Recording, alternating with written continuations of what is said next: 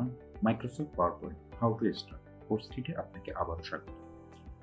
Module 3-তে আজকে আমরা দেখে নিব কিভাবে স্লাইড অ্যাড করতে হয়, স্লাইডে কিভাবে আমরা আমাদের নোটস অ্যাড করতে পারি, তার পাশাপাশি স্লাইড নাম্বার এবং স্লাইডে কিভাবে আমরা আমাদের কমেন্ট অ্যাড করতে পারি।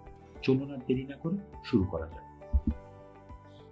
আপনারা দেখতে পাচ্ছেন একটি প্রেজেন্টেশন ওপেন আছে, এখানে বেশ কিছু স্লাইড অ্যাড আছে, টোটাল 8টা মতো স্লাইড আপনারা দেখতে পাচ্ছেন, যেটিকে আমরা স্লাইড নাম্বার বলি।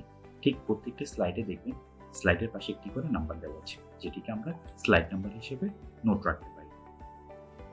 স্লাইড নাম্বারের প্রয়োজনীয়তা হচ্ছে আমরা যখন প্রেজেন্টেশন দিব, আমরা স্লাইড নাম্বার অনুযায়ী আমরা কিছু নোটস বা আমাদের প্রেজেন্টেশনের জন্য কিছু রেকর্ড রাখতে পারি। সেক্ষেত্রে কোন স্লাইডে ডাটাবেজ আছে, কোন স্লাইডে প্রোডাক্ট ডেমো আছে এবং কোন স্লাইডে সোয়াট অ্যানালাইসিস আছে, এইসব জিনিস আমরা মেমোরাইজ রাখতে পারি।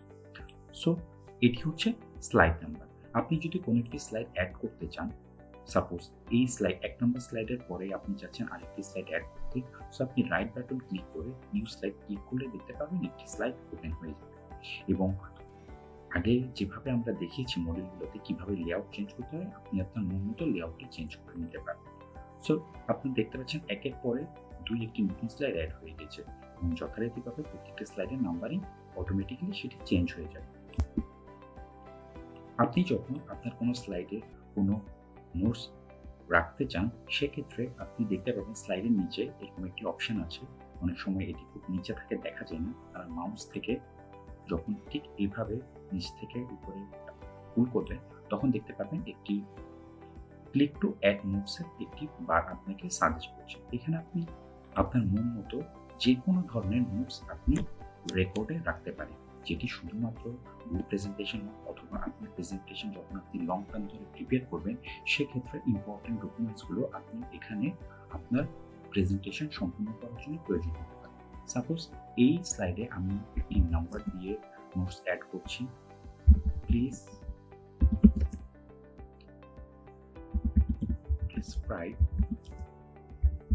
product view। আপনারা দেখতে পাচ্ছেন এই প্রোডাক্ট ভিউ নিচে যে ডেসক্রিপশনগুলো আছে আমি ABCD দিয়ে স্যাম্পল আকারে রেখেছি।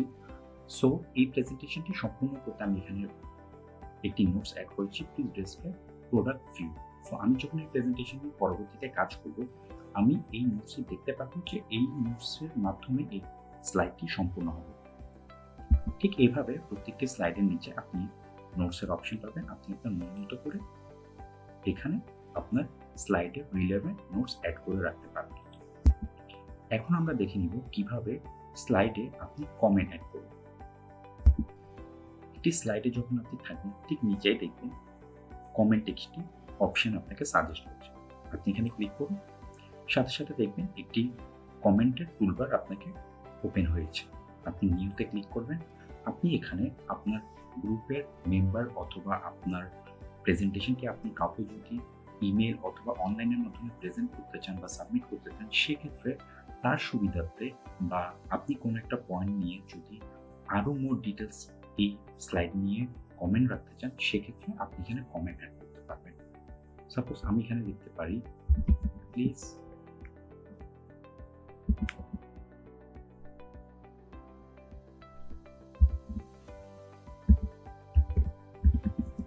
preview product demo image। আমি এখানে একটি কমেন্ট অ্যাড করে দিই। আপনি যখন স্লাইডে ক্লিক করবেন, দেখবেন এখানে অটোমেটিক্যালি একটি কমেন্টের আইকন, মেসেজ আইকন আপনাকে শো করছে। যখন একটি ক্লিক করবেন, আপনি এই কমেন্ট যেটি আপনি অ্যাড করছেন সেটা আপনি পেয়ে যাবেন। আপনি যদি এই কমেন্টটি আর প্রয়োজন না হয়, আপনি ডিলিট যখন ক্লিক করবেন, সেটি অটোমেটিক্যালি ডিলিট হয়ে যাবে। সো মডিউল 3-তে আজ এই পর্যন্ত, দেখা হবে নতুন কোনো। ধন্যবাদ।